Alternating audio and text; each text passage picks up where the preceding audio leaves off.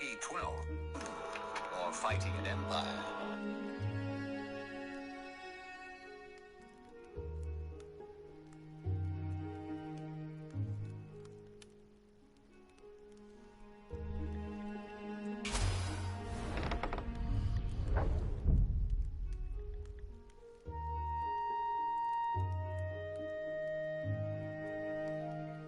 Once upon a time, the infamous rover Reynardo plundered the floating isles. Then his mother called him to her deathbed. "Swear to me that you won't die on the gallows," she rasped. Reluctantly, he swore. And he whiled away his days at home with music, cards, and wine. But the Emperor had changed. He'd been good once, a shy, almost humble toad. He'd built universities. Then people started whispering about mass graves in the woods, midnight rituals, victims screaming. The Imperial Ravens would round up entire villages, and no one ever returned. The Ravens had come to Ubar scouting for ancient books said to be of great power. But the librarians had hidden the books, so they'd burnt the librarians. The citizens, outraged, had driven them off. The Ravens had come back with dropships. The kid had fled with one of those books. He was brave and dumb and wanted to join the rebellion. And Reynardo had promised his mother he'd protect him.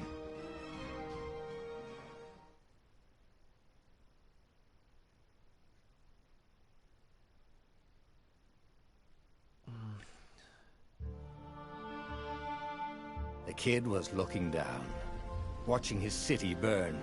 "Sorry, kid," Reynardo told the kid. "Look, if we give them the book, they'll leave you alone." "My mother died for this book!" "I promised her I'd protect you." "Oh, damn it." The kid had run off. With the book, of course. So Reynardo had to run after him.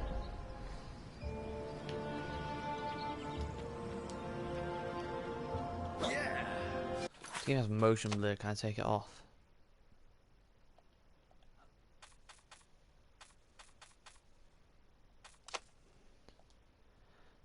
I cannot take the motion blur off.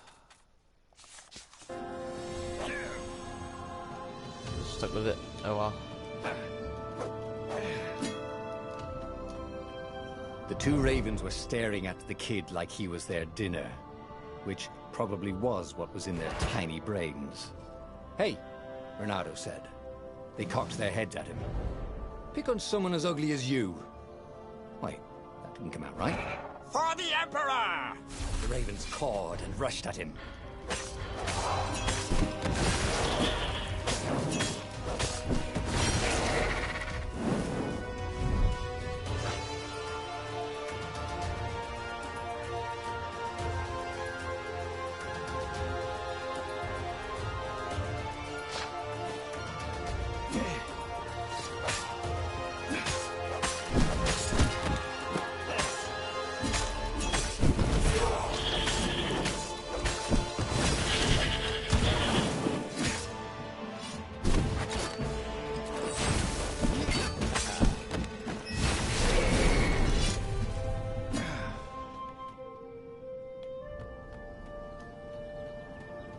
A dropship flew overhead. He hoped they hadn't noticed him. The kid.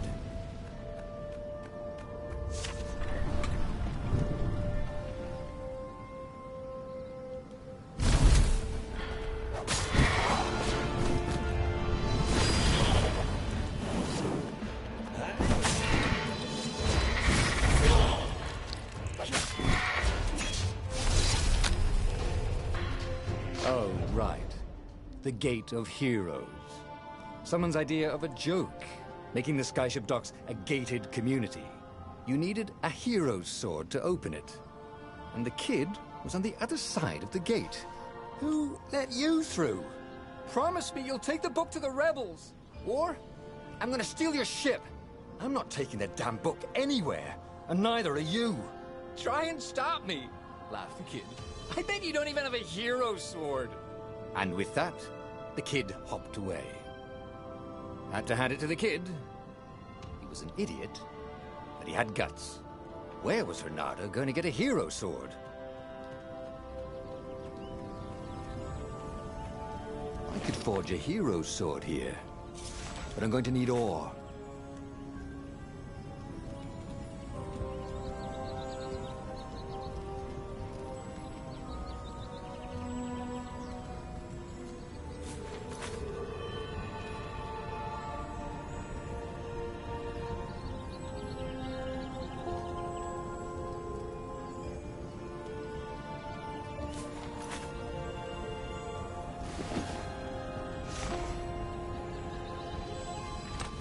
I hope nobody minds if I use this stuff.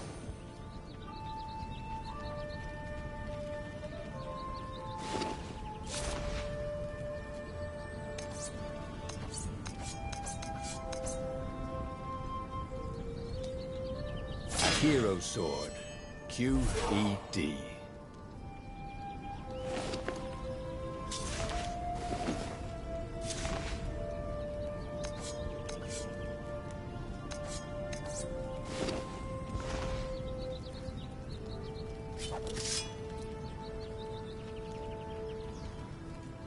This is what he got for settling down and finding people to care about.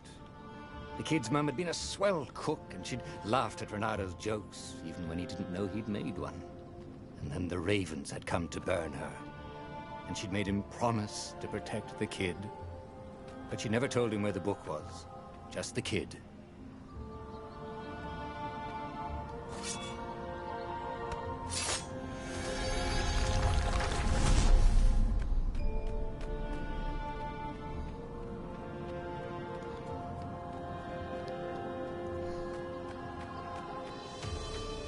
He came up to a ledge. It was too far to jump. There'd been a bridge here before, hadn't there? And there was Peter, giggling at him. "How'd you get across?" he asked the kid. "Where'd you find a hook?" "I hopped," said the kid. Wise-ass kid. "Hey, look out behind you!" "Cute," said Renato. Ah, ravens.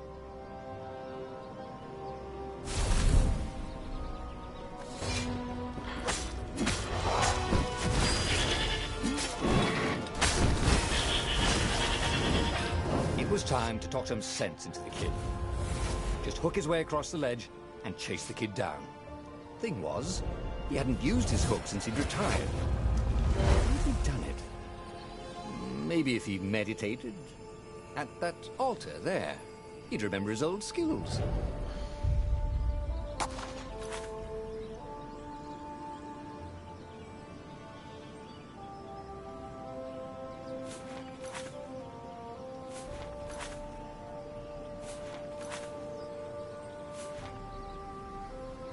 It was starting to come back to him. Something you never completely forgot, like how to freeze time when attacking. The more he fought, the more he'd probably remember.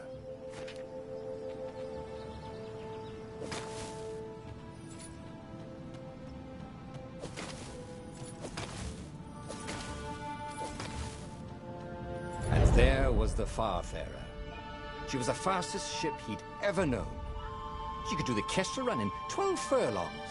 Oh, so the salesman had told him. And something told him the kid was about to walk into an ambush. "Stop!" he shouted. "I'm not giving you the book!" shouted the kid, and took off. "No! Peter!" But the kid ran for it, and a goggler nailed him with its eye.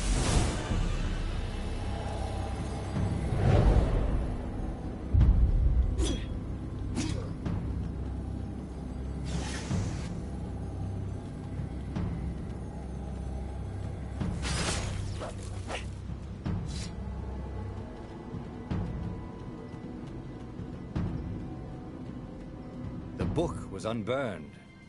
Next to it were the buckles from the kid's shoes, and a kid-sized pile of ashes. Damn it. Why hadn't he lied and told the kid he'd take the book to the rebels? The kid would be alive now. Really pissed off and betrayed, but alive. Oh, damn it. Renato picked up the book. He couldn't let the Empire have it now. He was going to have to get it out of there. He'd be a wanted man. Probably have to join the rebellion just to have a place to dock. Well, he'd hated home life anyway.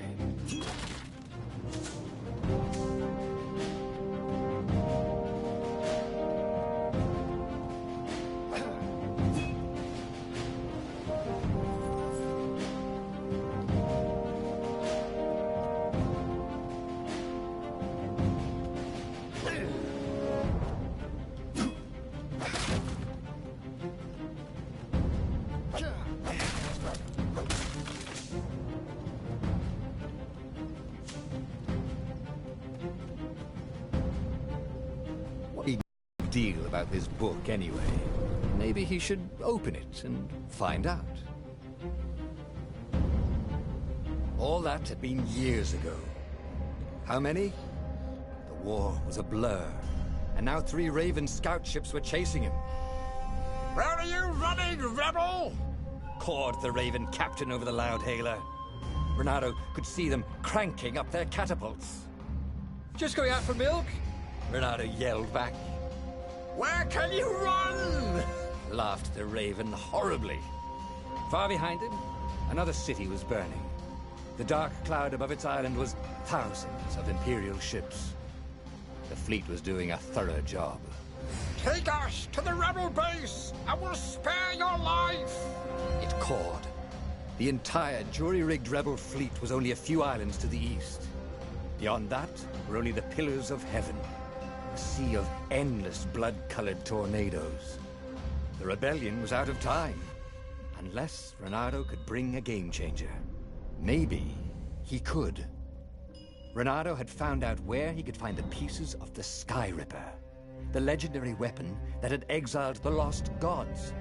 Surely a legendary weapon could win the final battle. On the other hand, his old friend Lapino had sent Renato a desperate message saying he had a brilliant scheme to save the rebellion. If Renato could only rescue him. Renato dived the Farfarer towards the abyss. As he felt the heat of the jet stream, the Raven ships peeled off, not stable enough to follow him down there. Now it was time to choose. Lapino or the Sky Ripper.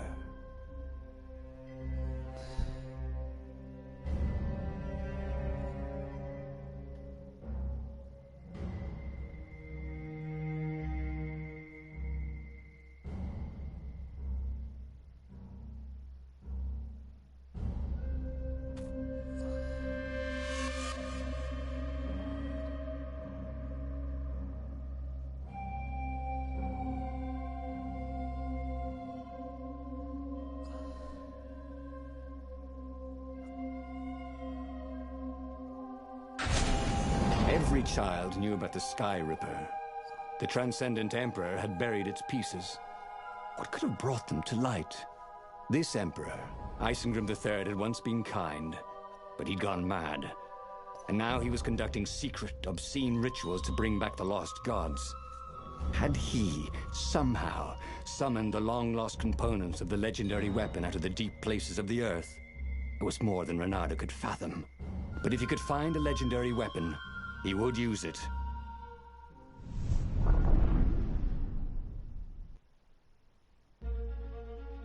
As he set foot on the island, Renato could not help but feel a tinge of guilt.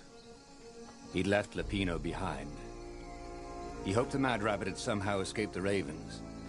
He hoped they hadn't eaten him. If they had, he hoped they hadn't eaten him alive. Why had he chosen the Sky Ripper? Renato never made plans that required constant vigilance. He was a hero. He didn't think too much. He just went with his gut and hoped it all worked out. The Sky Ripper was a long shot. He'd have to devote himself to it. No side journeys, no rescuing old friends. That was against his nature. Could he stick with it?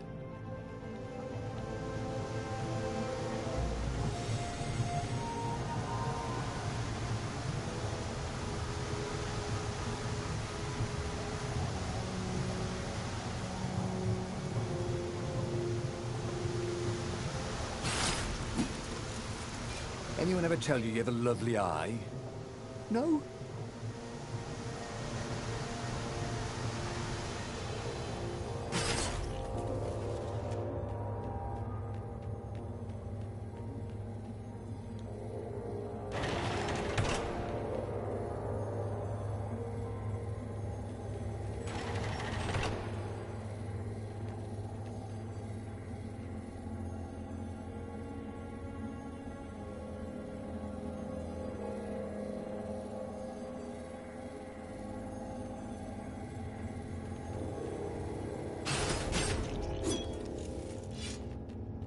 The people who had built this castle, did they even know what monstrous weapon lay hidden within their walls?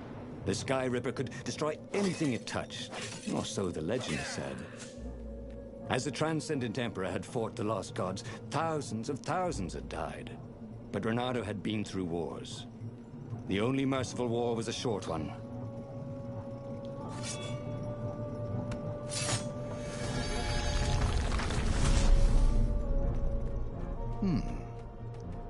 Hero wall. Hero sword. Ice wall. Ice.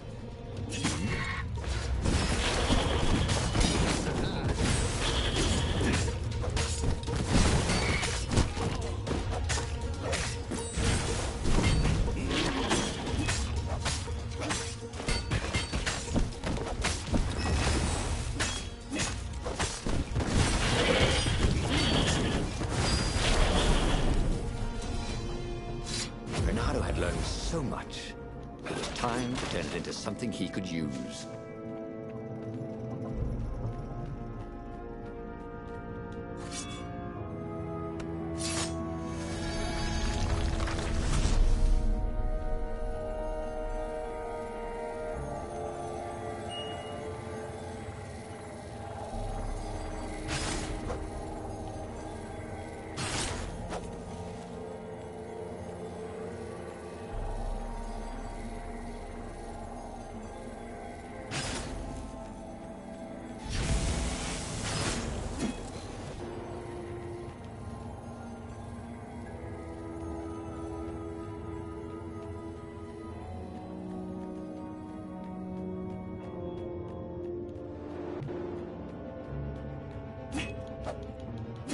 It was good to practice your moves, thought Reynardo. Keeps you limber.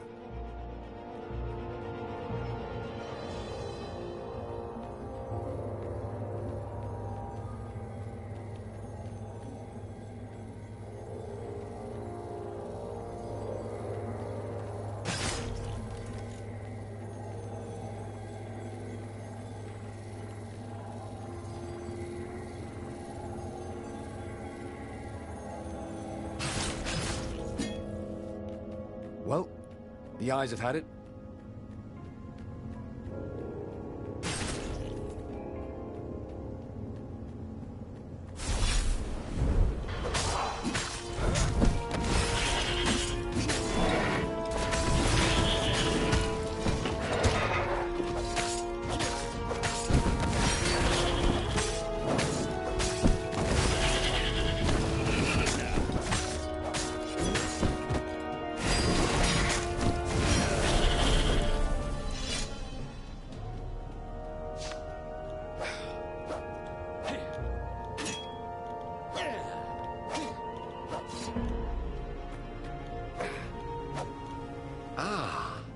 Puzzle.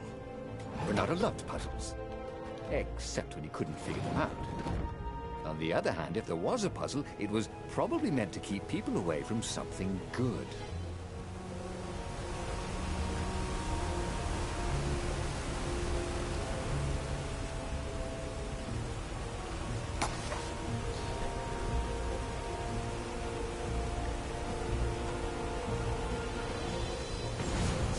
Starting to come back to him. Something you never completely forgot, like how to freeze time when attacking. The more he fought, the more he'd probably remember.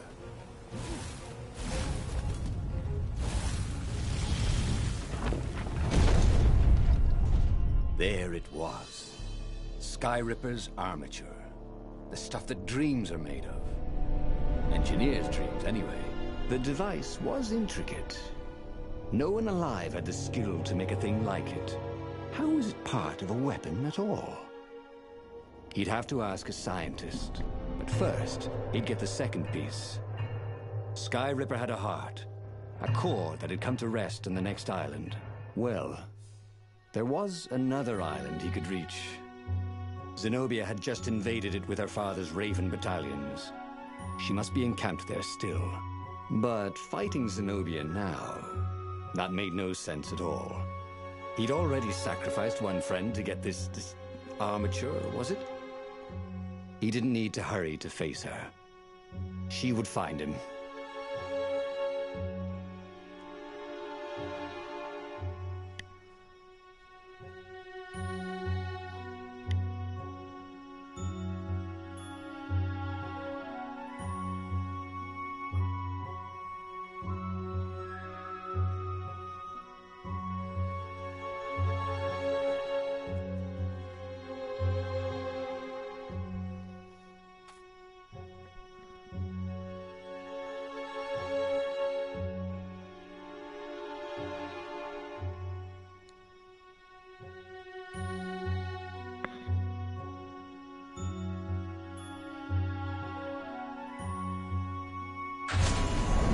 It was a no-brainer.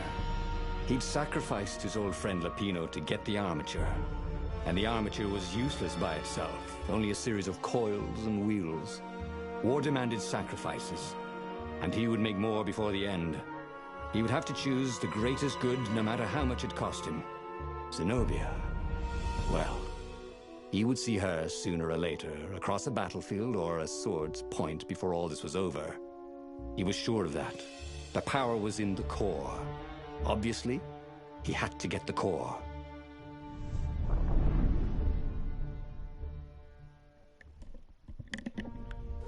He looked up at the old trees around him. They were so big and so old. They'd been there before he was born, and they'd be there after he'd passed into legend. Was he confronting his own unimportance?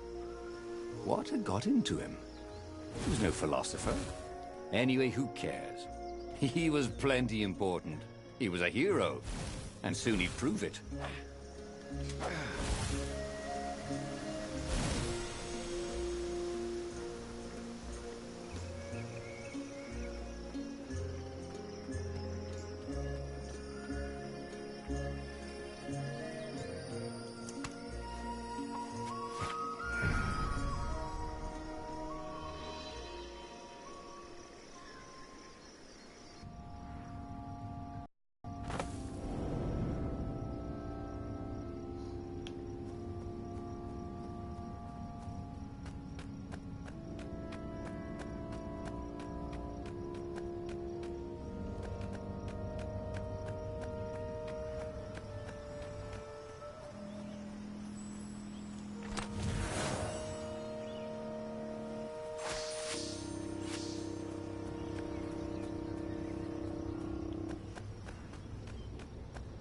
There was something sour in the air.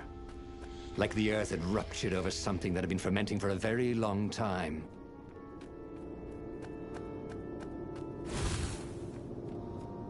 Can't we just agree to disagree?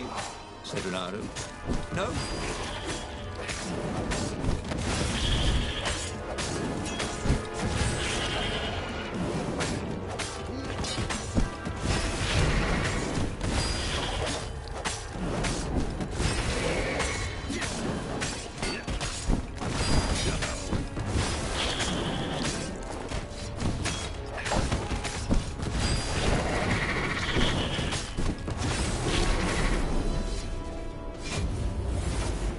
There were fewer and fewer trees. There were only these huge crystalline growths. Had those been here before? He no longer heard birds except for the feverish cawing of the ravens when they attacked. He couldn't smell the small animals of the forest, the mice and rabbits. Where had they gone? And he was getting hungry too. This was an unhealthy place to be.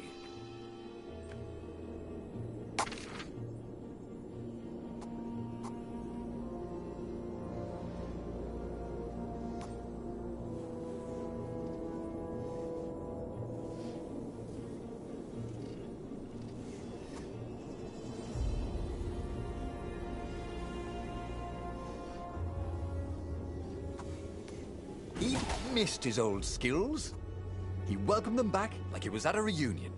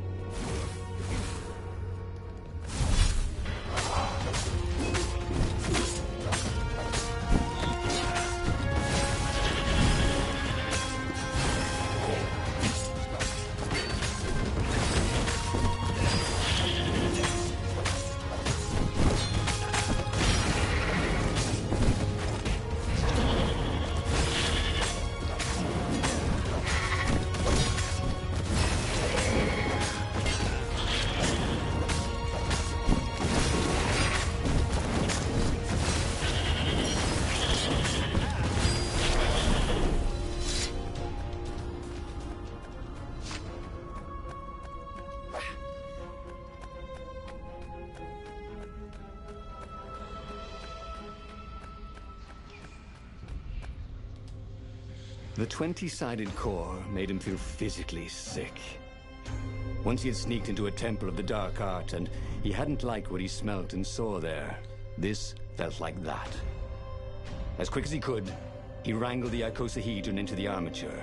The wheels began to spin, then glow. The sick feeling quickly spun away. Now he only felt sad. He had lost good friends for this war apparatus. He carried his prize back to the Farfarer. Now, he had to make his next move. There was a key Imperial outpost on the Nexus. If this really was some sort of superweapon, he could use it to wreak havoc on the enemy. And if it wasn't, well, better to know that before the final battle. But maybe he should show it to some scientists first. There was an observatory on the Nexus. Maybe he should go there before he fired it.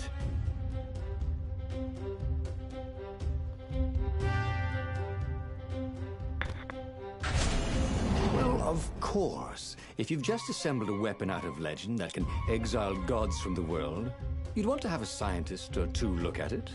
And even if they disagreed and he had time, he could ask Calaveras himself. Yes, the observatory would be his objective.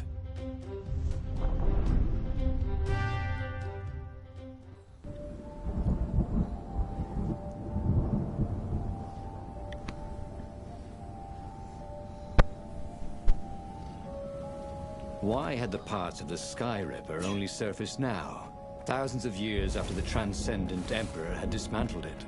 The mad Emperor Isengrim had performed terrible, bloodthirsty rituals to invoke the lost gods.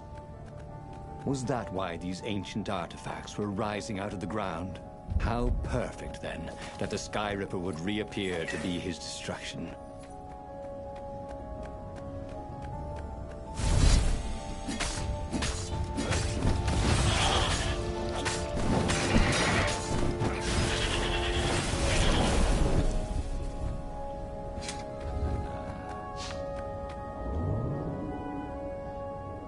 There was an inscription on the platform. Balaleka lessons, with an address.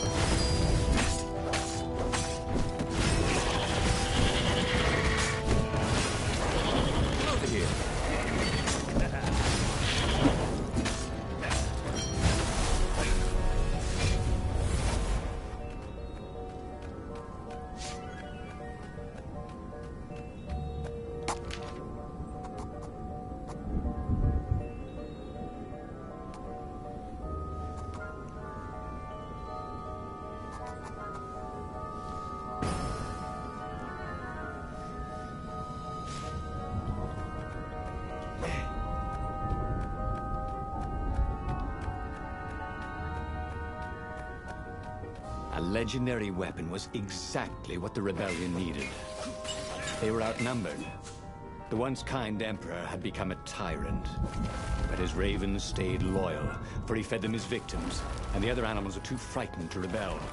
Renato shuddered at what the emperor was trying to do. To bring back the lost gods, the Black Harvest, the Black Sun?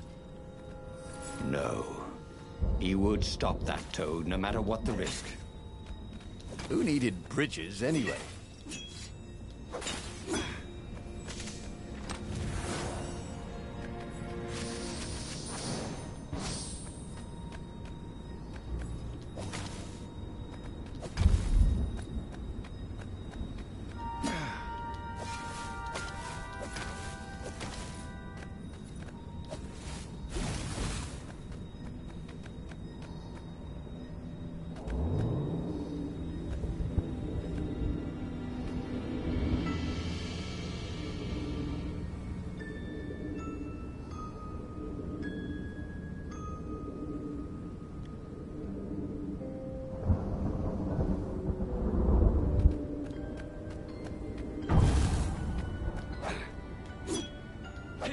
Renato checked to make sure his sword was still working. Yep. The Nexus Observatory had the Empire's most renowned scientists, working by themselves without interference. At least, so far.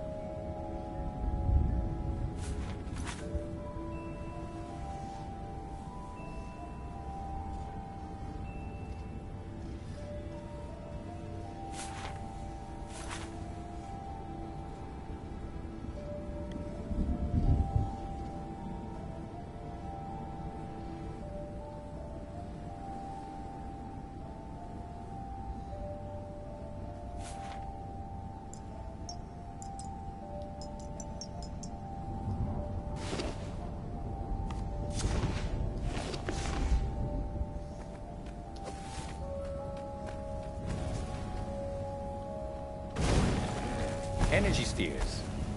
Easy to dodge, but boy do they sting if you didn't pay attention.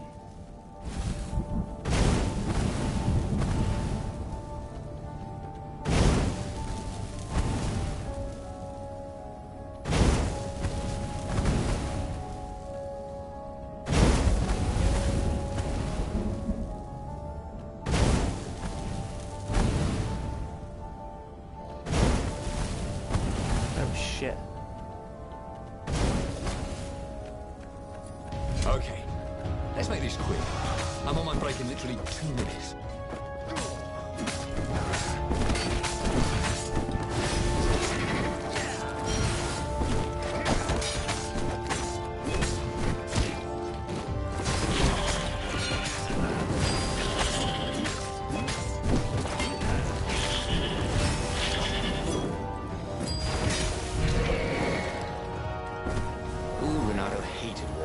The way they stayed back and lobbed pain and death from a distance.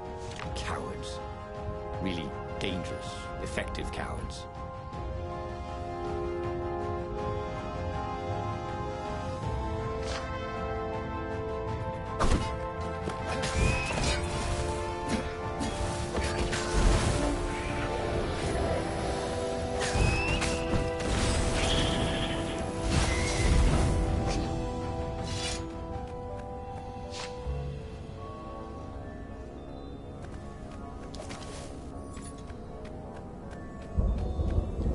Renato's blood was up. He just needed to smash something.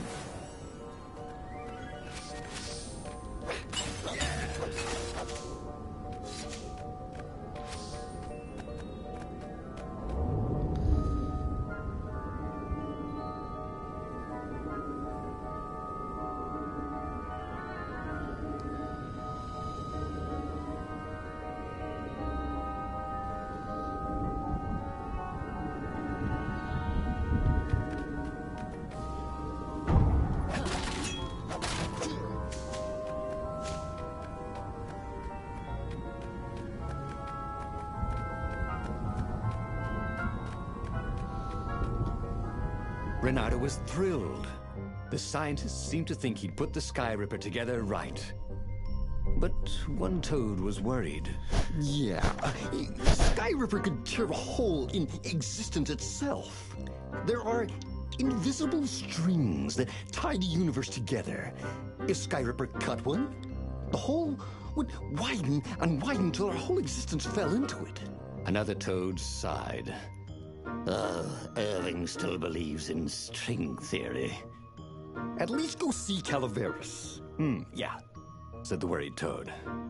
He knows more than anyone else has forgotten about the Transcendent Emperor. If anyone could tell him how to use this weapon safely, it would be Calaveras. It was he who had told Renato how to find it in the first place. But maybe he had to give up on using it as a weapon. Maybe he had to go to the secret rebel base and ask the generals there what he could do with a weapon that he dared not use.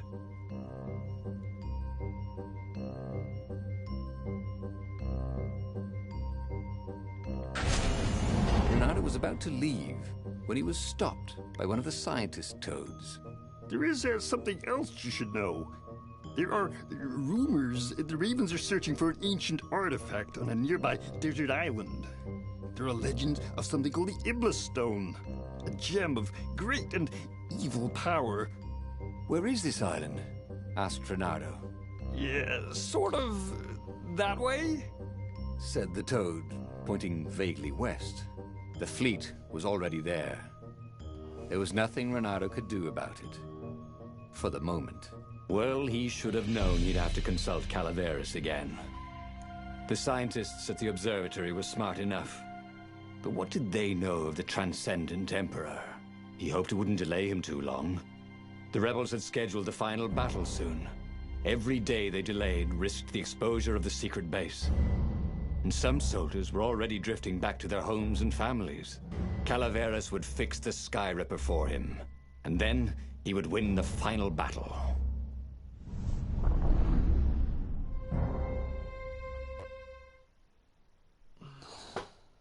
Maybe it was the cold. But after a few steps, Renato's optimism started to slump. What if Calaveras couldn't help? Did Renato dare use the Sky Ripper? Oh, he hated that he had chosen this path. It was so much simpler to rescue friends and attack enemies. Even if some of those friends were more trouble than his enemies, some of those enemies had been friends before and might be lovers after. No, okay, it wasn't all that much simpler. No. Physics made his brain hurt. That, at least, he was sure of.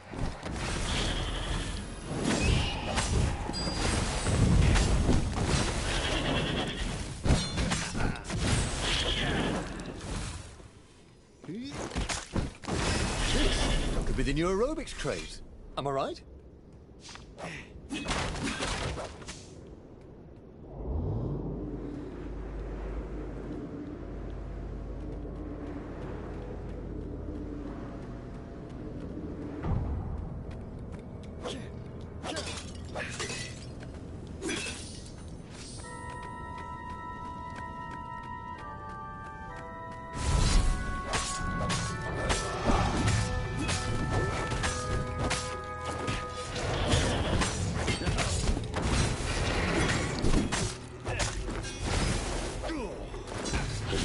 Danced around the room yelling, oh yeah, that's how we do it.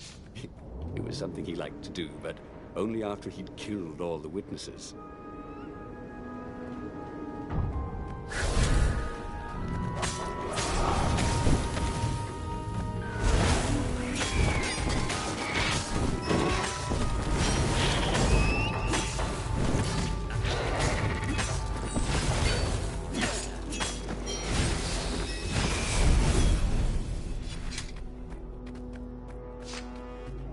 Tried to focus on the now. The ravens who seemed everywhere all the time. Where did they hatch from? Were there giant raven hatcheries somewhere, or did they have families? Ooh, he didn't want to think about raven mummies raising their darling raven chicks. Yeah, Calaveras would help. He would make Renato feel better about using the Sky Ripper. And then Renato wouldn't have to worry about ravens ever again.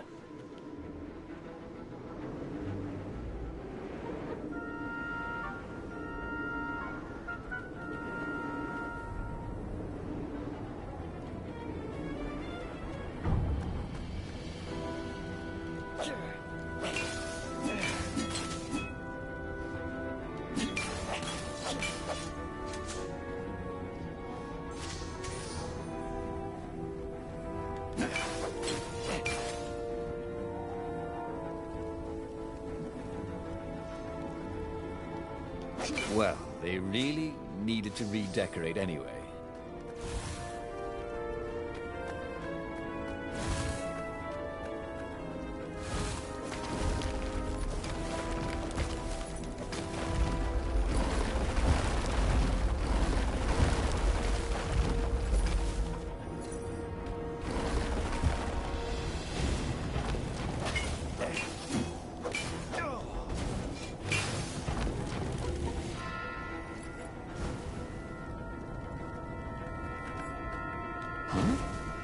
A lever? That was new. Most people still use doorknobs.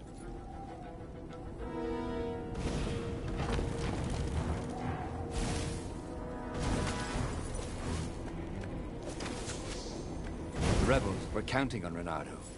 He hoped Calaveras knew what he was doing.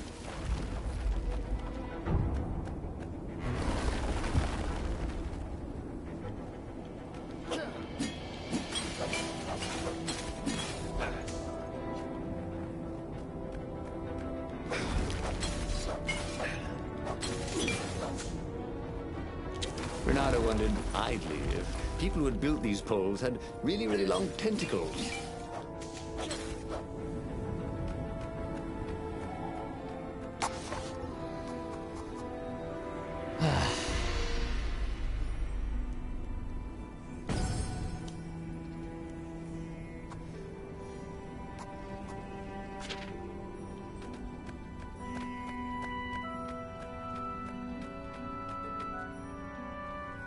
Calaveras had never let him down.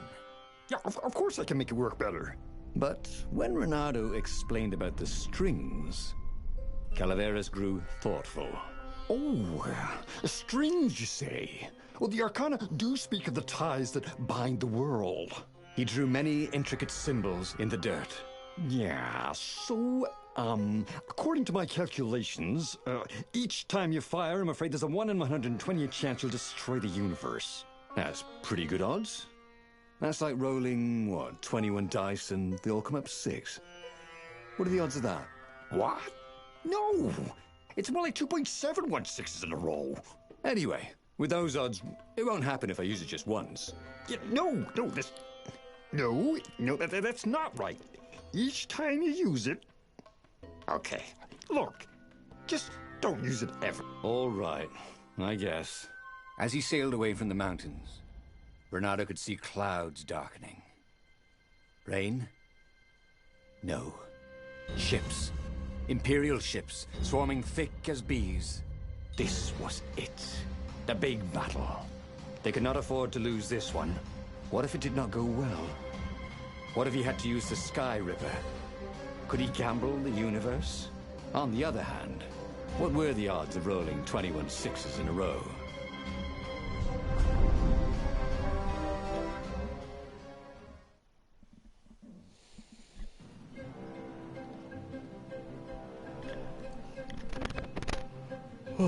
The battle was not going spectacularly well. The rebels been thinking. They'd been thinking he would bring the Sky Ripper, or the Iblis Stone, or that he'd sideline Zenobia somehow, or turn her. Couldn't he use the Sky Ripper just once? After all, if chances were 1 in 128, that meant he'd for sure be okay the first time. They'd get worse each time he used it, but the first time would be okay, right? He wasn't sure that it was right. So he didn't fire the Sky Ripper. He just brought it along, in case.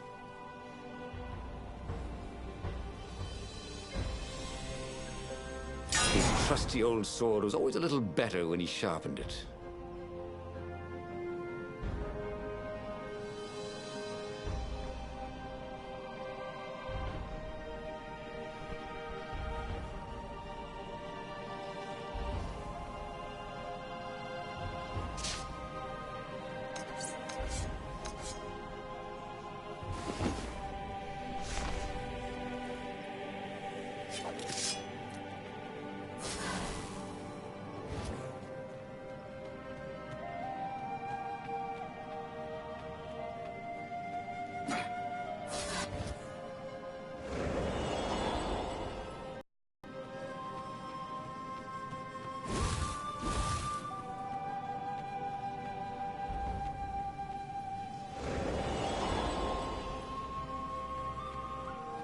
He wasn't that good. Yet.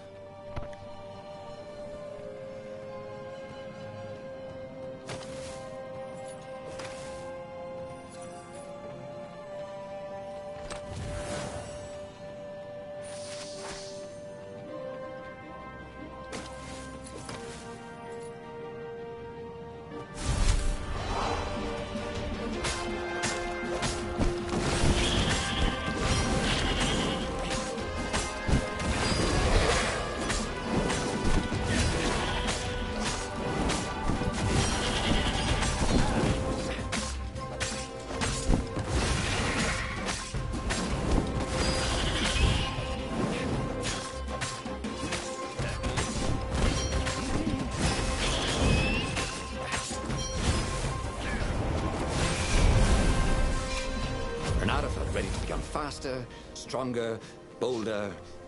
If only he could figure out which.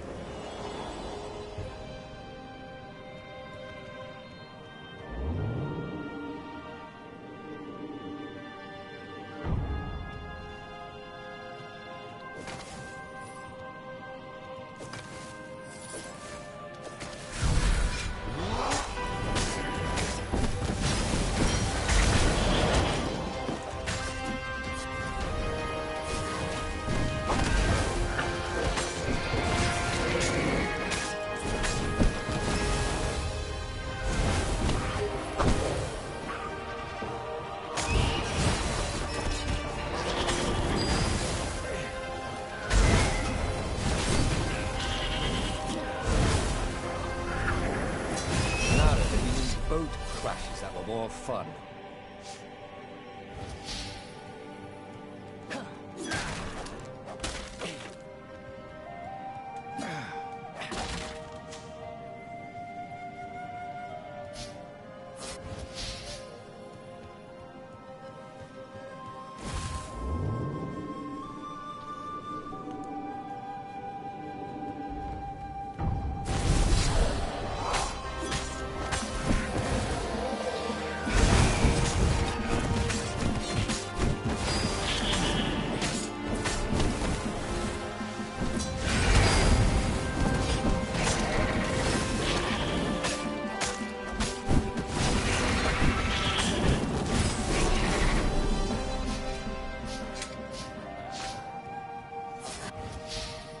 Someone had told him the odds didn't change just because you'd had a streak of good luck.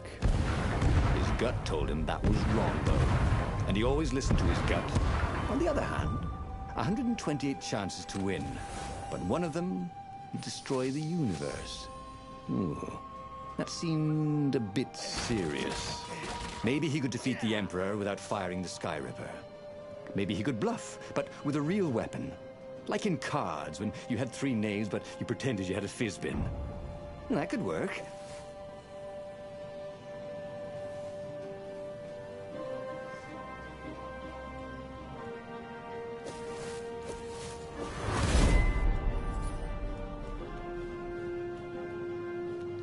Once you try it, you're hooked.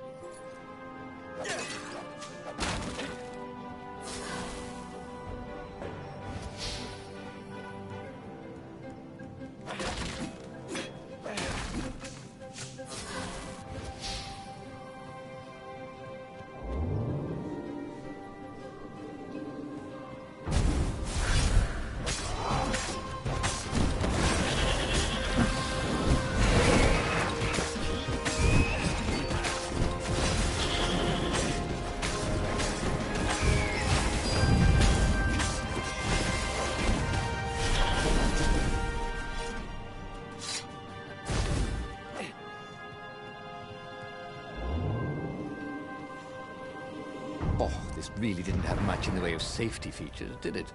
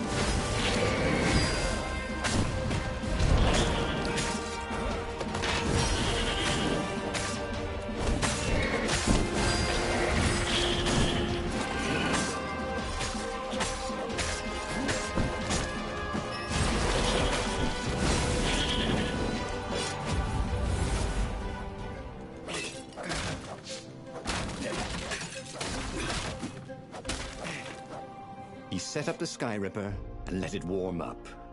He would bluff if he had to. Zenobia came out, flanked by a very daunting platoon of ravens. "You won't actually use that," she said in that annoying, "I know everything because I'm a cat and you know nothing because you're just a fox" voice she had. Or "I know the odds." Good, because there's a real chance you could destroy the universe. No, not the first time I use it. The odds are too low. What? No? Yeah, sure. The first time, the odds are practically nothing. They only go up if I use it a bunch more times. No, but that's not how odds work. Didn't you pay attention in class? Now surrender, or I'll use it. Just once, he said. Don't. He felt sure the odds were with him. You have to go with his gut. That's what heroes do. Fire, he said. Please? The Sky Ripper fired. With a tremendous whoosh, the Emperor's flagship went up in flames. It was awesome. And then he noticed there was a hole in the air. A blackness, like a tear in a parchment. Wind was blowing into it, widening it. It grew larger, and even larger. Crates fell upwards into it, and the world itself seemed bent, like the reflection on a curved mirror, as it poured into the ravenous hole. 1 in 128. What are the odds? Thought Renardo, and then everything fell into the hole and was gone. Okay, that was weird. He could have sworn he just died. Instead, he was on the Farfarer, sailing away from Ubar. And it was still burning. He'd fled burning Ubar years ago, hadn't he? And now he was back there. Had all those years fighting the Empire been nothing but a vision into the future? A useful vision if it was true. He'd learned something. The core was powerful, but dangerous if used improperly.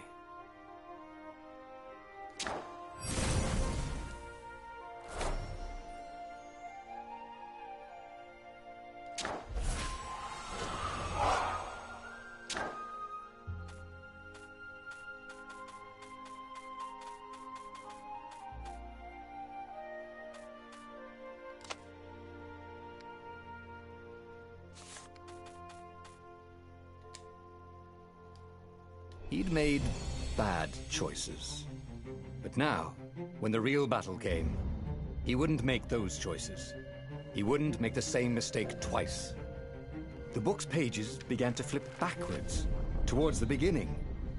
And he realized that his adventure was just beginning.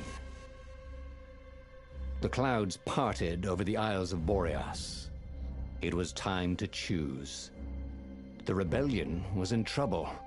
Ravens were scouting for the secret rebel base. They needed a game-changer. Pieces of the Sky Ripper had surfaced. Renardo knew that using it could go catastrophically wrong, but he was sure he could figure out how to use it safely.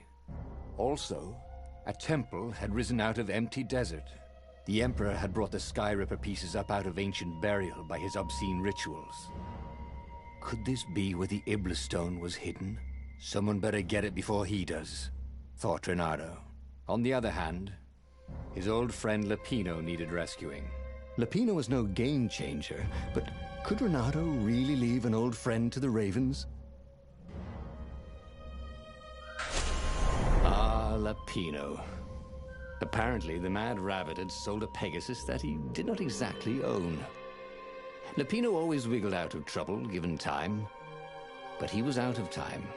The Ravens had figured out that Lapino was a rebel spy. If the fleet reached him first, they'd string him up for that. Never mind the winged horse.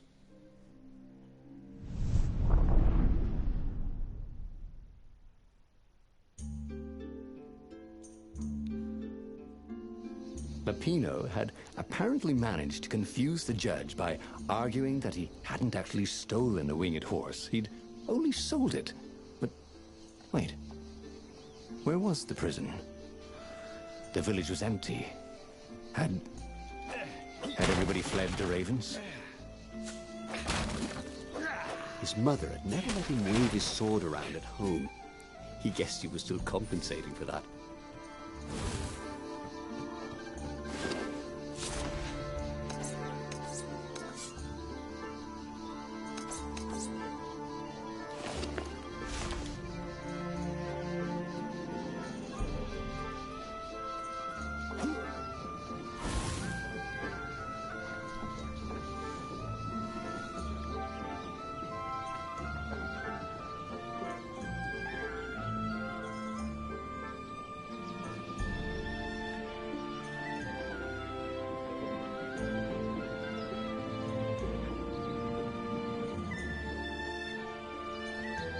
The ravens had taken the town.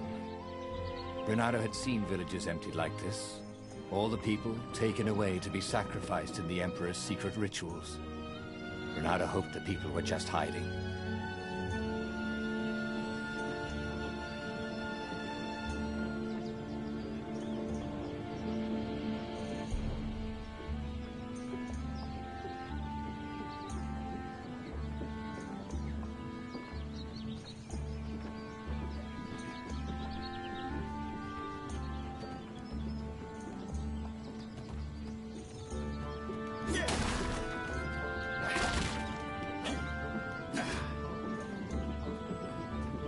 Renato looked around the empty village and reflected.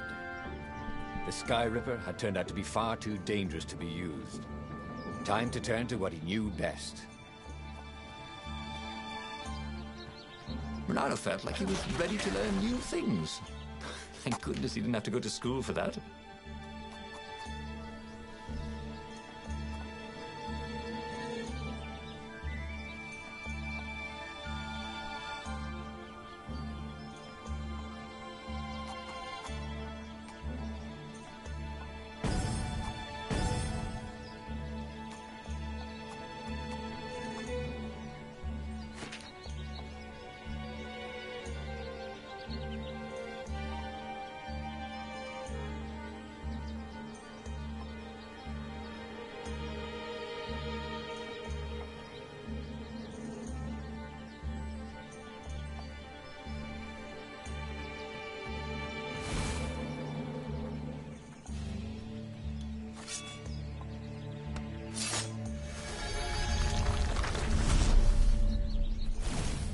Hey, do old ravens go grey? You know what? Don't worry about it.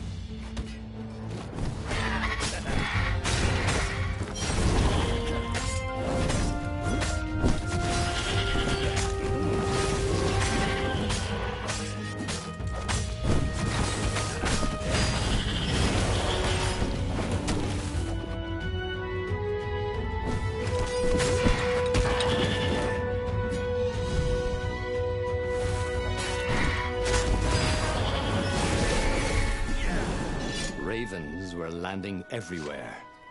The advance guard. He'd better get moving. If they got to Lupino first, they'd eat him for breakfast. Or a snack. Ravens weren't picky. If they got hungry, they sometimes forgot to interrogate their prisoners. Even top spies like Lupino. Where had the mad rabbit got to? Sometimes, at home, he'd wave his sword around for hours.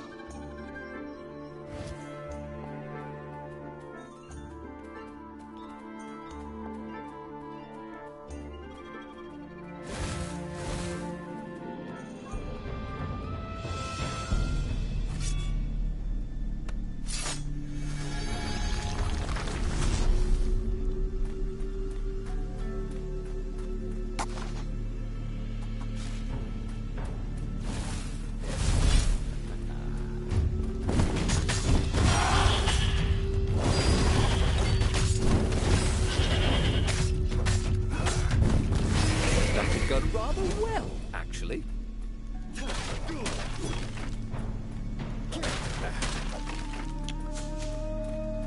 This game's really fun. It's amazing.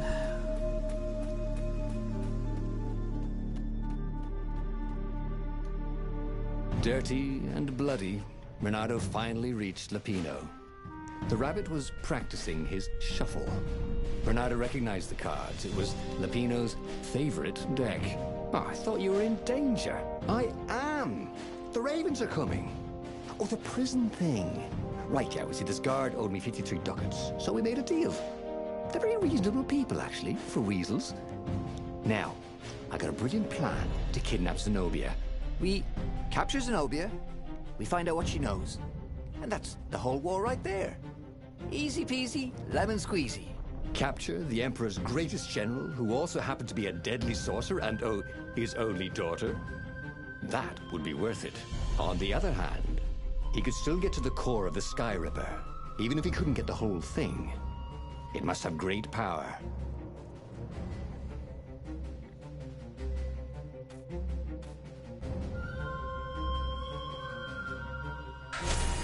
Zenobia wasn't just the Emperor's daughter, of course.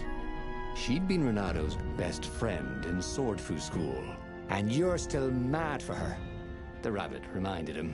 They'd been close. She'd told him things no one else knew.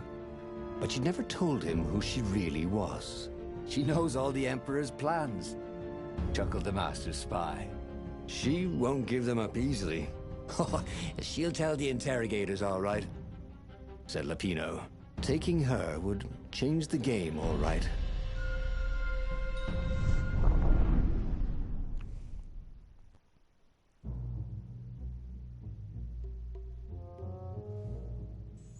The city was already under Zenobia's control. I had to admire her efficiency. Renato shivered at the thought of Zenobia at the mercy of the interrogators. Could he really turn her over to them? But this was war. It wasn't meant to be pretty.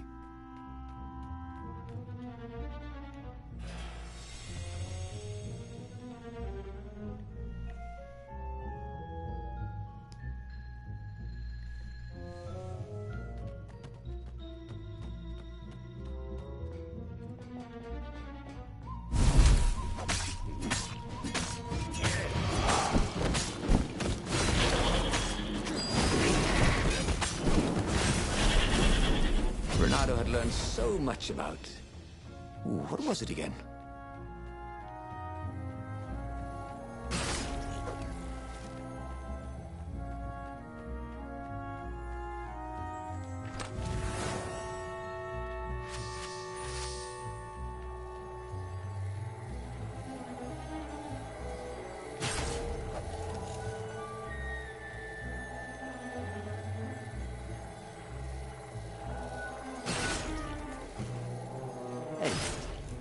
How do you tell if someone's far away, or just really small?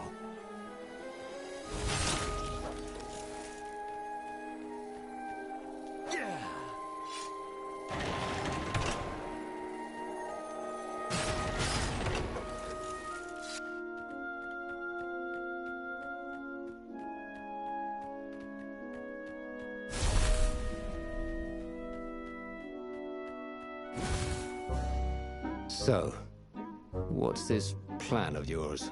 Use me as bait, said Lapino. And he outlined a slightly complicated plan that involved geese, a net, setting the Farfarer a little bit on fire, Lapino dressing as an old blind toad, and Renato hiding inside a monstrous watermelon. What could possibly go wrong? Thought Renato.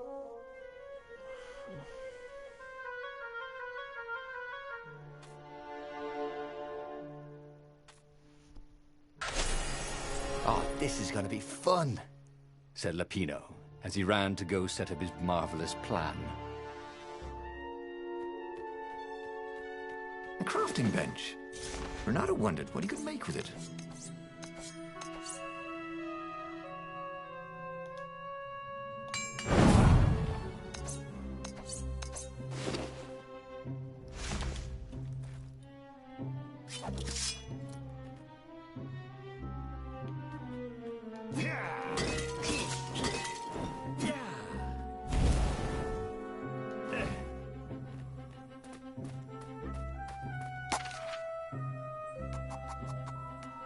Every day he was getting better and better.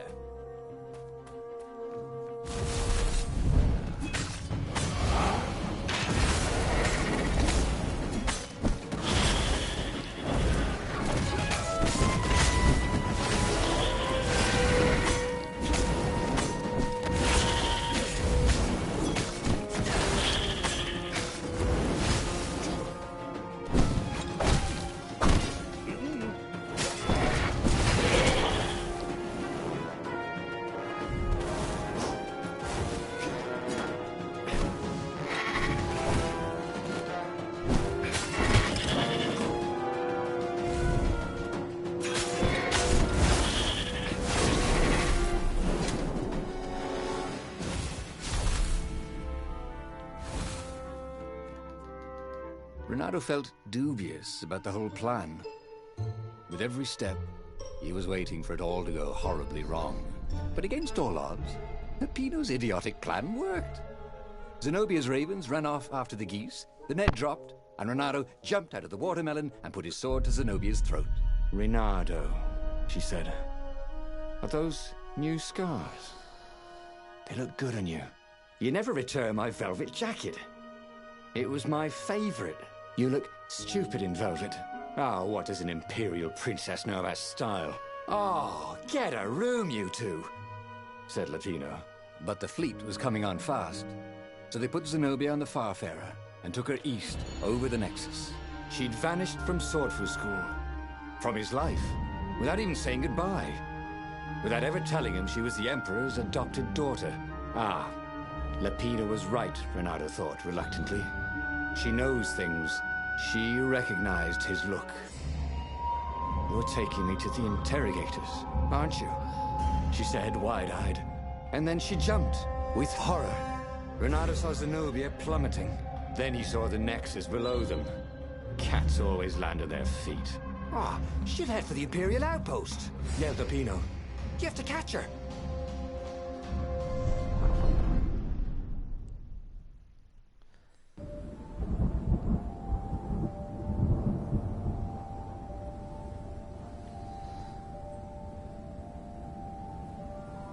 Cats can run faster, but foxes can run longer.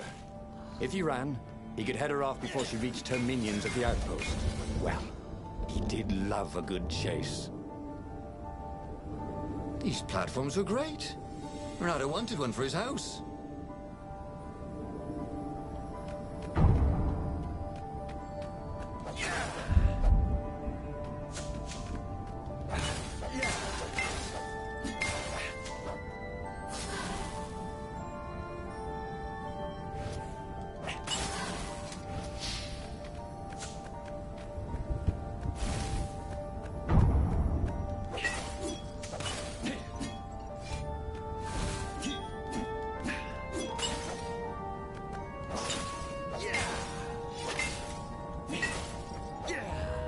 If they didn't want their things broken, they really ought to make them stronger.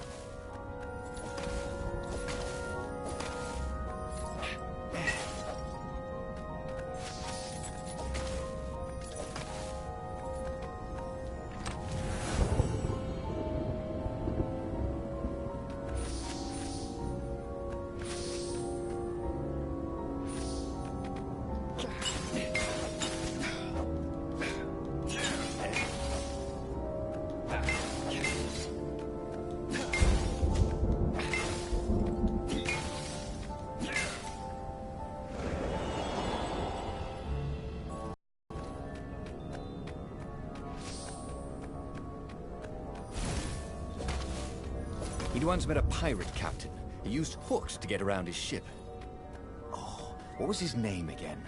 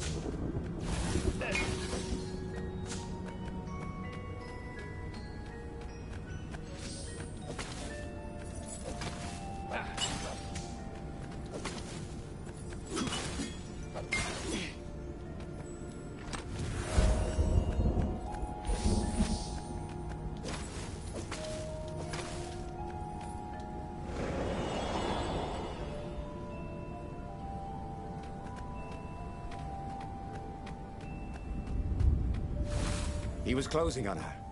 He could smell her fear. He tried not to think about the interrogators at the secret base. What did they do to her? Maybe it didn't have to end that way. Maybe he could talk to her. But, after all, there were worse things the Imperials had done to friends of his.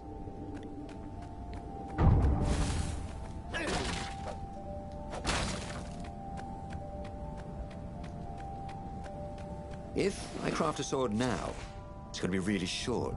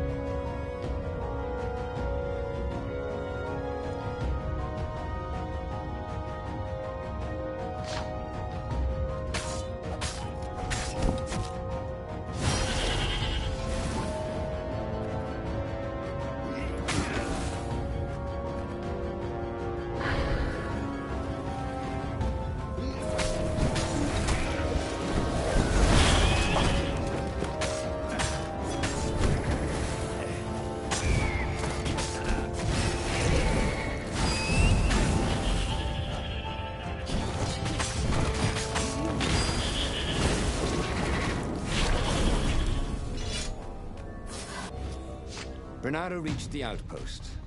The Imperials there were no match for him. Soon after, Zenobia limped up the path. When she realized he was already in front of her, she didn't even try to run. Oh, you left without saying goodbye. Again, he said, please. I'm enjoying this a little too much, she said, shaken.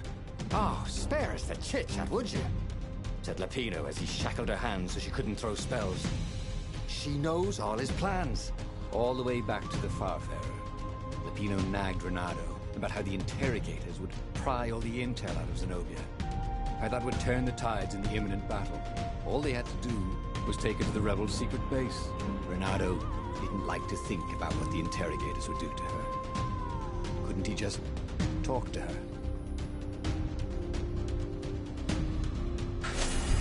As they pulled away from the Nexus, Bernardo could see the fear in Zenobia's eyes. I can't take her to those creatures at the base, he whispered to Lapino. Ah, you've gone soft. Soft in the head. We captured her for what she knows. I'll take her to the mountains. Tell all the horrible things the Emperor's done. Yeah, believe me, she'll turn. And he turned the wheel. The hell you will, shouted Lapino, and he grabbed the wheel back from him. The two of them wrestled for control of the ship. It shot off like a mad sparrow. Suddenly, Renato was falling.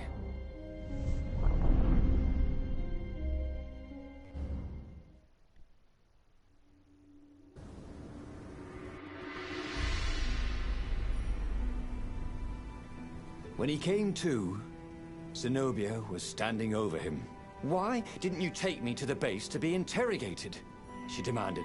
Do you know what's left of people they interrogate? This is some trick, isn't it? To make me fall for you again. Well, I won't.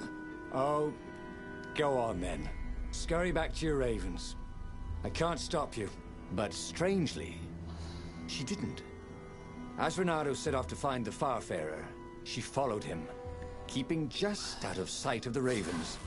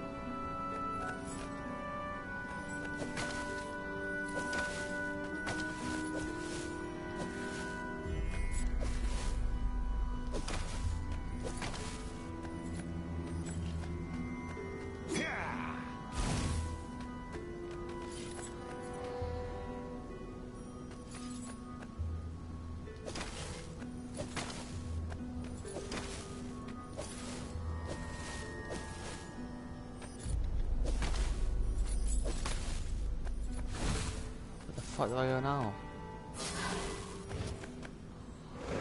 Oh, there. It was definitely easier to fight inanimate objects.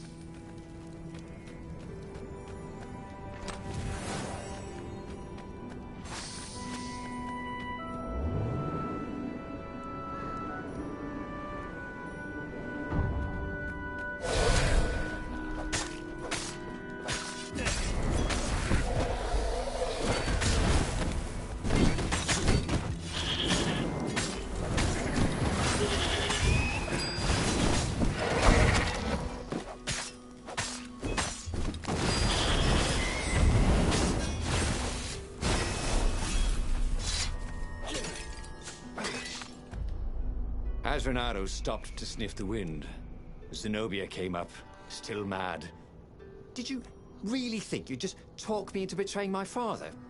Oh yeah, sure, that was exactly my plan.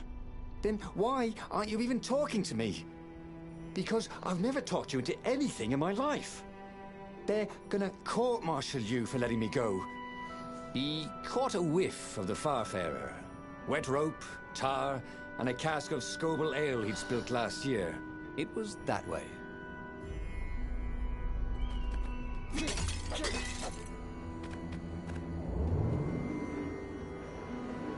This thing really needed a roof.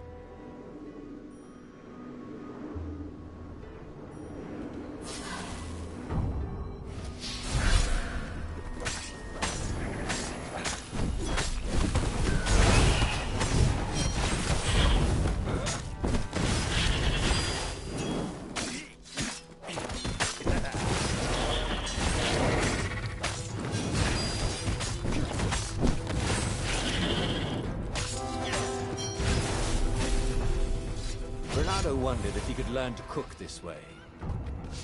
Probably not.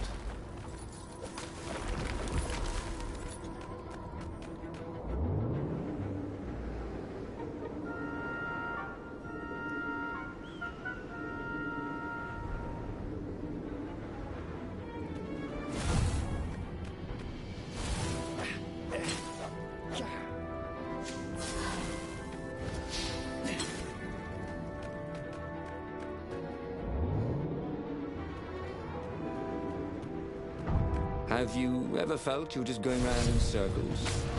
Renato felt like that.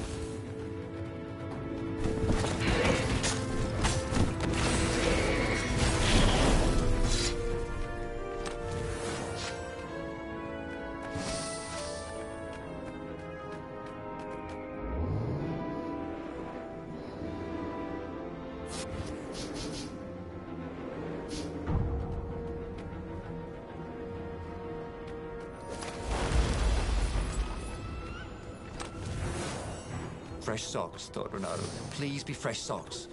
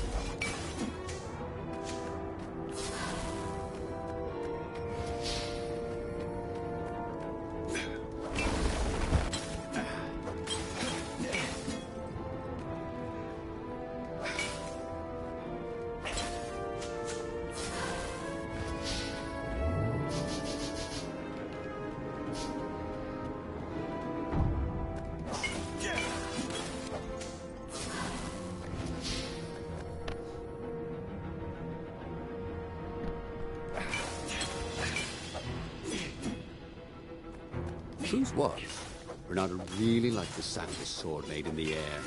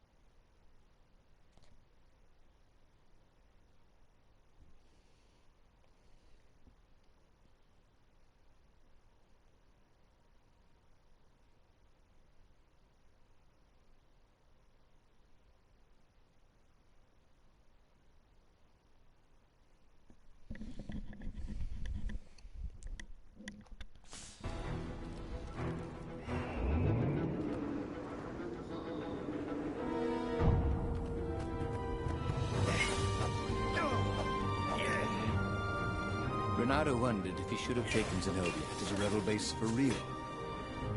Maybe she wasn't playing him after all. After the bleak talk about the Emperor's dark secrets, he was regretting his suspicion.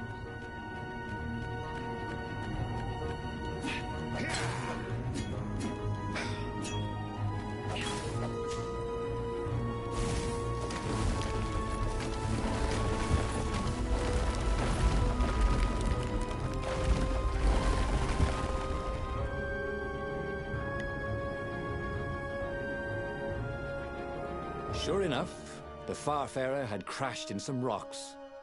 There was no sign of Lupino. Zenobia caught up. All that kid stuff in Swordfu School. Look, that's the past. We're adults now. We have duties to other people. We have destinies. What are you talking about? And you are the most arrogant, slow-witted, light-fingered, mercenary, immoral, reckless... Run away with me, said Renato, and he realized he meant it. What, just like that? She demanded. I will, if you will.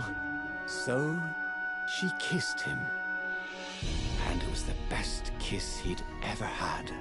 They held hands as they boarded the Farfarer. Renato felt light-hearted, like the winds that were playing the rigging like a balalaika. But Lupino, I need to get back to Lupino, he said, suddenly realizing he could have been captured. A prisoner. He's not. How'd you know?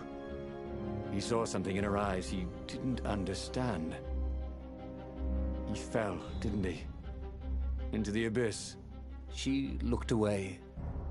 Wouldn't answer. But then a bolt smashed through the Farfarer's keel. The broken ship plummeted out of the clouds.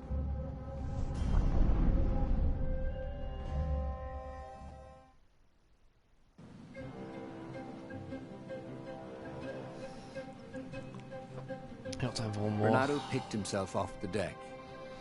They were alive. We have to get to my private ship, she said. Do you trust me? I guess I must, he said. You go on ahead. Clear the path, she said. I can't kill my own soldiers. He wanted to say that he didn't trust her, but he had no idea what he was getting into. But he had no choice, did he? He was following his heart. That's what it means to be a hero. You had to follow your heart.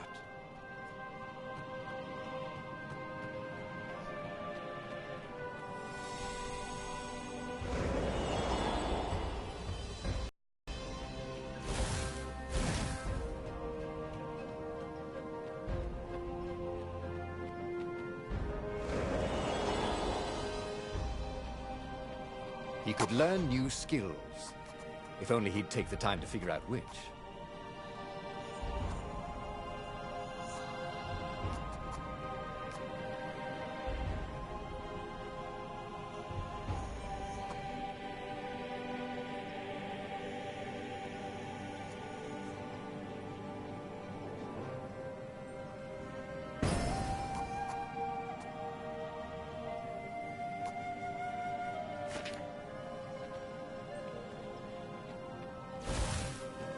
The portal was heavily guarded. It must go someplace they really didn't want him to go.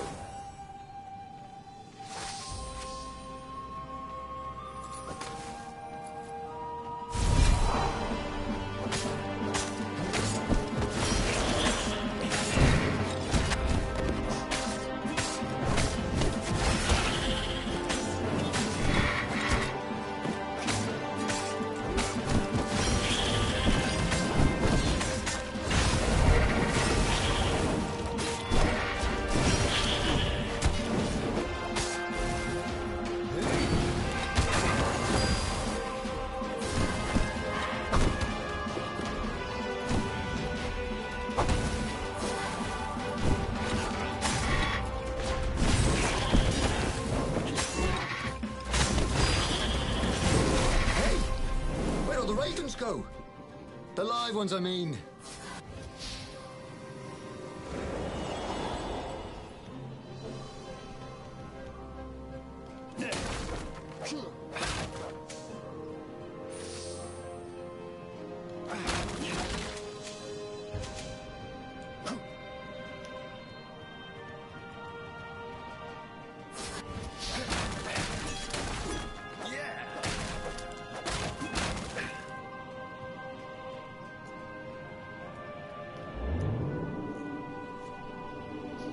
there was an engraving.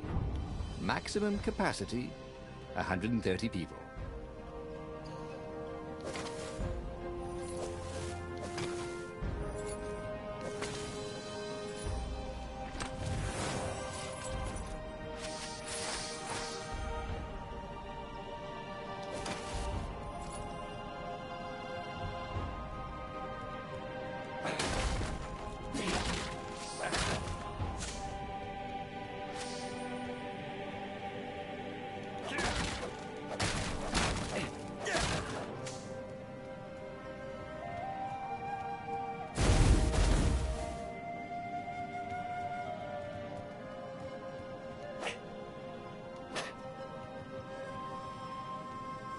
Fuck.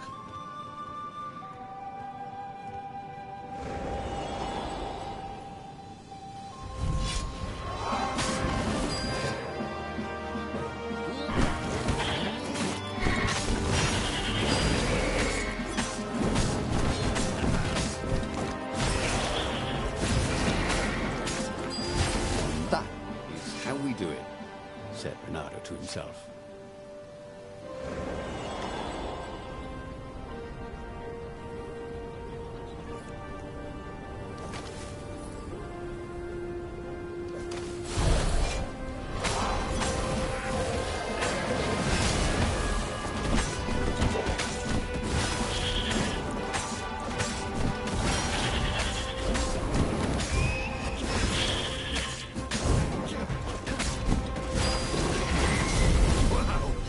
Good.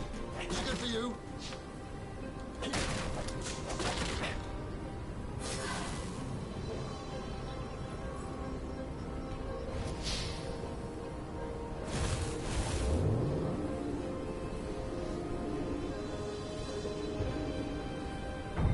Who's on it? Almost there. We got this.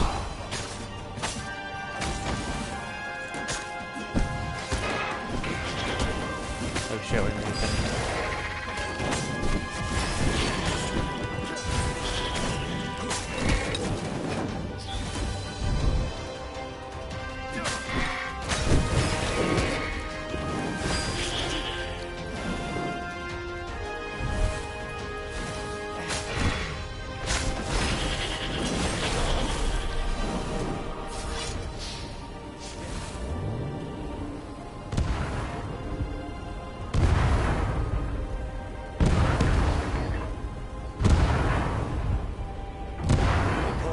To catch their breath. It was strange to be so close to her. What are you thinking? He asked. I'm trying very hard not to think. Me too, he said. Up ahead, he could see the thin silver of Zenobia's personal ship. It looked fast. They would leave all this behind.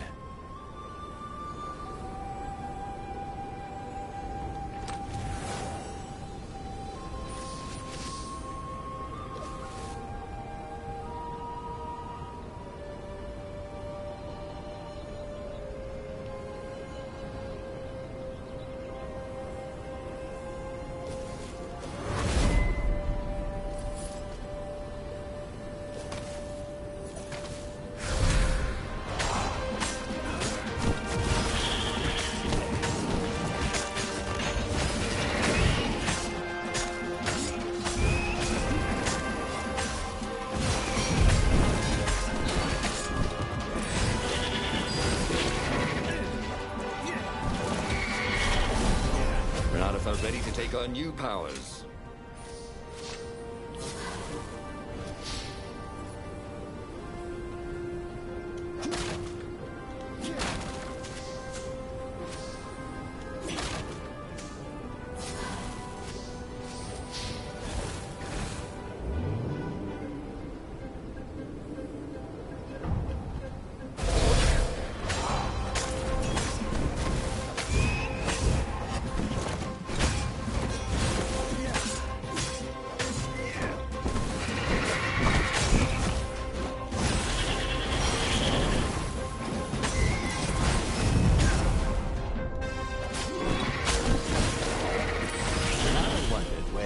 A snack. He was feeling a bit peckish.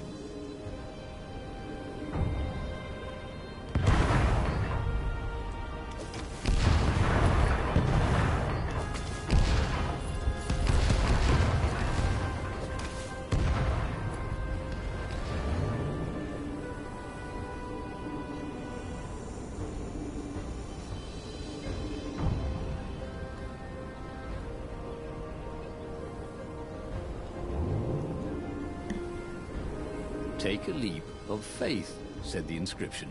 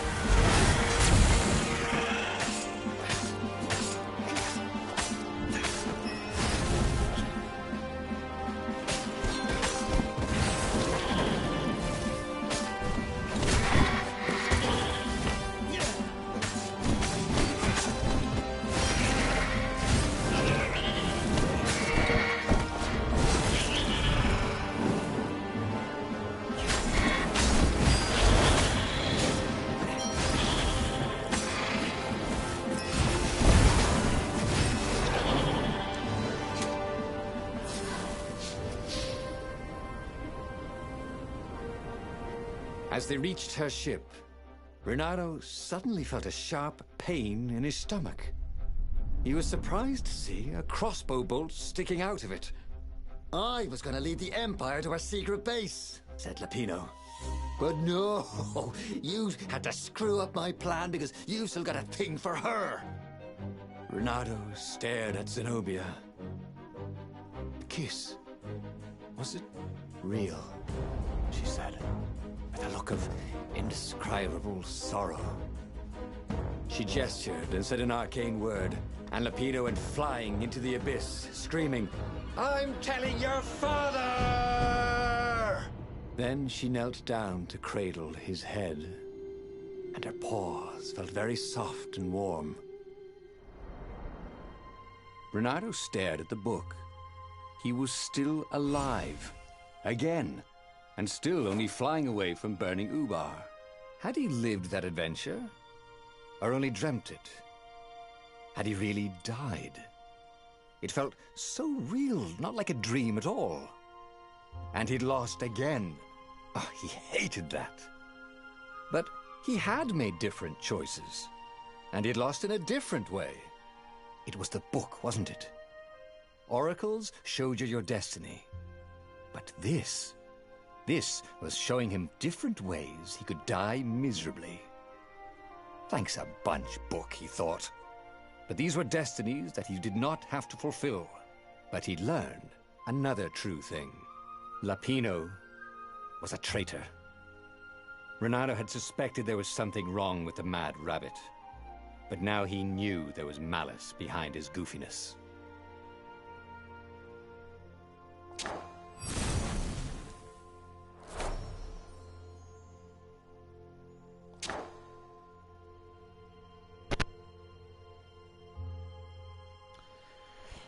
Right, I'll end it there. The stream, I've been enjoying playing this. It's a really good game. Kind of different this one though. Like, you die and you go back, the book sends you back, and then you go to a different story. So yeah, it's kind of a bit like the other one that they made, but a different way, which I like. So it's not like stopping that boss. It's like just going for revenge and then seeing what happens, turning out, making choices. Yeah, I like this game. I'm going to be playing a lot more of it until I finish the game, until I complete it. I might play the game again in the future. I might play that other game as well called Omel. It's like these guys that made this game, who they ever they are. Great developers. It's a good game. I enjoy it. Yeah, it's going to keep me occupied for a little bit when since Modern Warfare, I'm not enjoying Modern Warfare that much. But yeah, it's been good. The game's been good, so yeah, I've enjoyed it. So yeah, thanks for watching, everyone. I'm probably going to click on this so I can save the game. I might not save it all, so I'm going to just, before I stop playing, I'm going to just continue it for a sec. But that meant there must be a destiny where he survived and won, right? Otherwise, what was the point? And with that, the book's pages fluttered back once more to the beginning, and the clouds parted over the Isles of Boreas. It was time to choose. The rebellion was in trouble. Ravens were scouting for the secret rebel base. They needed a game changer. Pieces of the Sky Ripper had surfaced. Renato knew that using it could go catastrophically wrong, but he was sure he could figure out how to use it safely. Also, a temple had risen out of empty desert. The Emperor had brought the Sky Ripper pieces up out of ancient burial by his obscene rituals. Could this be where the Iblis Stone was hidden? Someone better get it before he does, thought Renato. And also, his old friend Lapino needed rescuing. Of course, Renato had a pretty strong suspicion that Lapino had betrayed the rebellion. But could Renato really leave an old friend to the Ravens?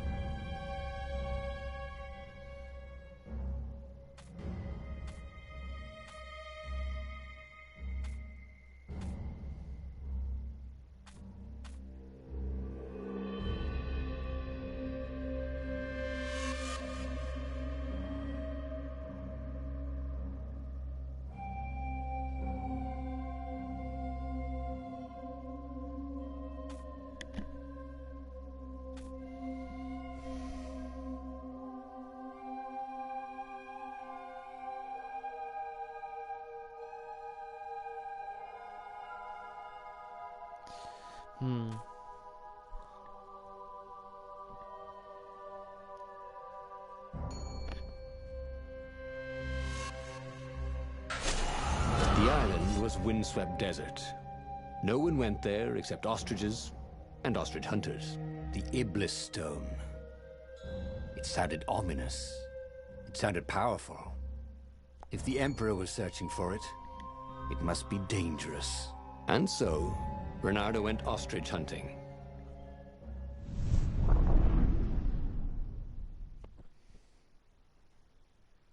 Every child could sing verses about the Sky Ripper, but ancient codices held hints of other things.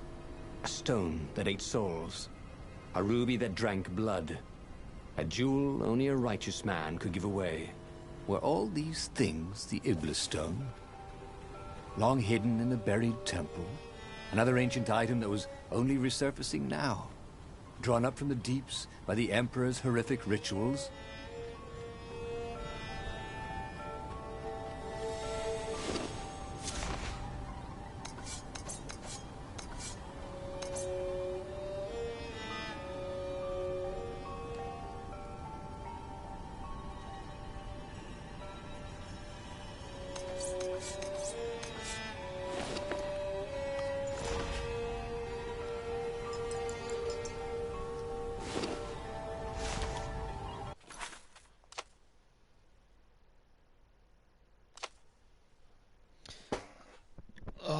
Is it? Thanks everyone for watching. These stories here. What I've done. There's so many outcomes, it's crazy.